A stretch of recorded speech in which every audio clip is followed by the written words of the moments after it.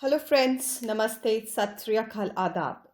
Welcome to my YouTube channel English-Vinglish. I know English is a very tricky language, especially for non-speakers. So, to make it simple and interesting, I'm here to help you treat English as an easy cup. So friends, let's begin with the first pedestal, the sense of any language, the sentences. All my contents would be in English as well as Hindi. So friends, let's begin with the first thing, which is important aspect of any language. And let's talk about the very sense, the largest unit of any language, the sentences. Sentences are generally referred to as the soul, the heart of any language. Because without it, no individual can speak, no individual can write. So communication will not happen the way it is these days. So, what is a sentence? Sentence basically is the largest unit, as I've told, of any language. Generally, it is a club of two parts. Predicate, subject. Subject, predicate. Now, what is a subject? Subject comprises of nouns or pronouns. That means the doer, the person, the thing which is doing something. On the other hand side, predicate includes a verb, action. The action or the work done by the noun or the pronoun. So basically, subject, the structure of the subject carries one subject and one verb. That includes in the part of predicate. However, we can often see that subjects sometimes can be seen hidden. However, the verb is always visible. We'll take this aspect within a shorter gap. Verb, therefore, as it is always visible, it is referred to as the soul of a sentence. Now, sentence basically is a group of words. When the group of words, they are combined, which are expressing a thorough idea of thought, through a statement, order, inquiry, or exclamation. So whensoever we are putting our feelings, our thoughts, our ideas onto a piece of paper or through vocal mode, it is referred to as a sentence. Now, the sentence always begins with the capital letter and it will end with either a full stop, which we call it as a period, a stop, a question mark, or a sign of exclamation. So all in all, we can say that a sentence expresses a thought, a thorough idea, a thorough thought, or a feeling, and it begins with a capital letter, ends with full stop, a question mark, or a sign of exclamation, depending upon the format of a sentence.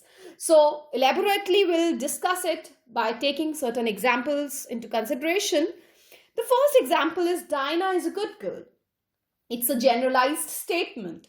Now and then, all the time we're giving generalized statements.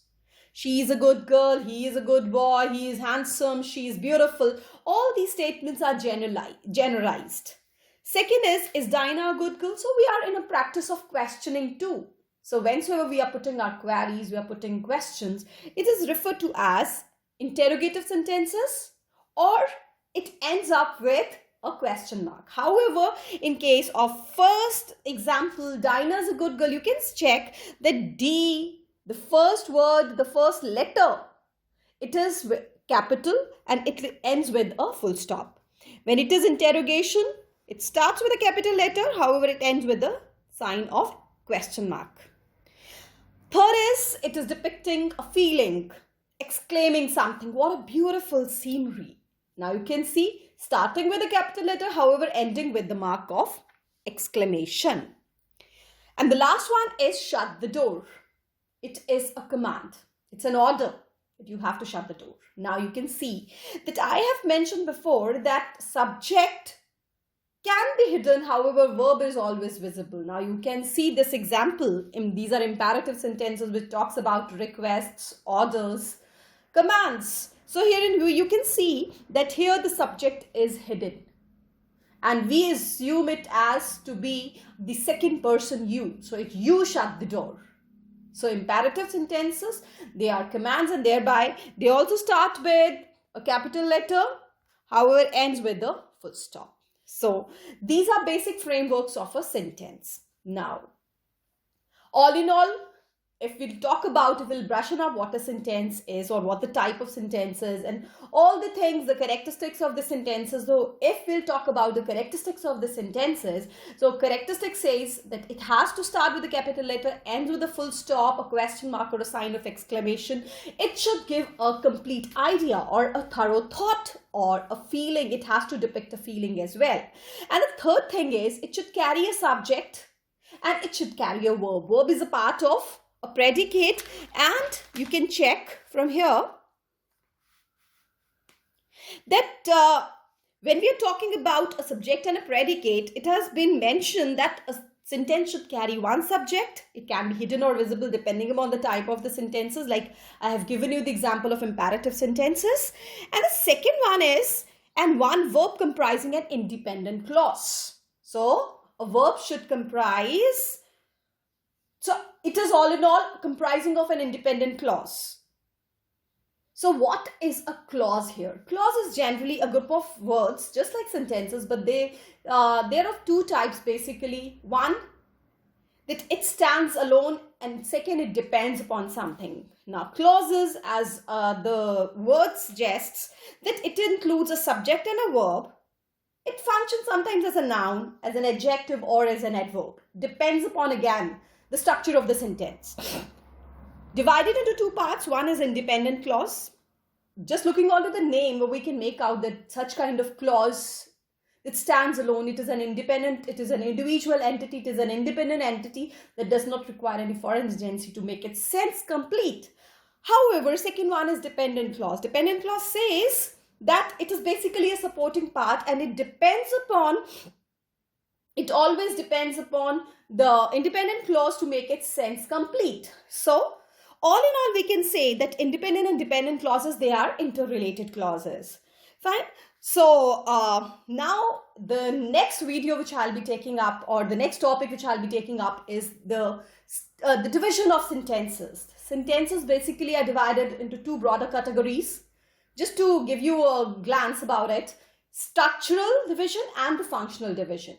Structural means based upon the structure, what kind of structure the sentences are carrying. So they are further divided into four broader categories: simple, compound, complex, and compound complex. However, if we'll talk about the second division, so it will be the functional division, and it says it goes with assertive or declarative sentences, interrogative sentences, this imperative sentences, and your exclamatory sentences. Here you go.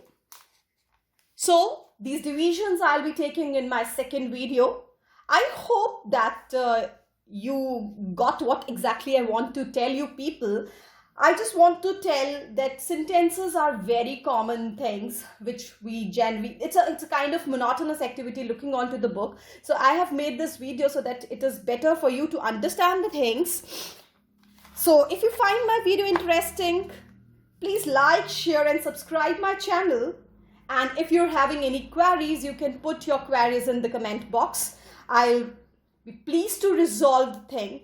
And I hope that my efforts and little aid have helped you all to learn the language. So thank you so much once again, and have a wonderful day. Take care. Goodbye. Thank you.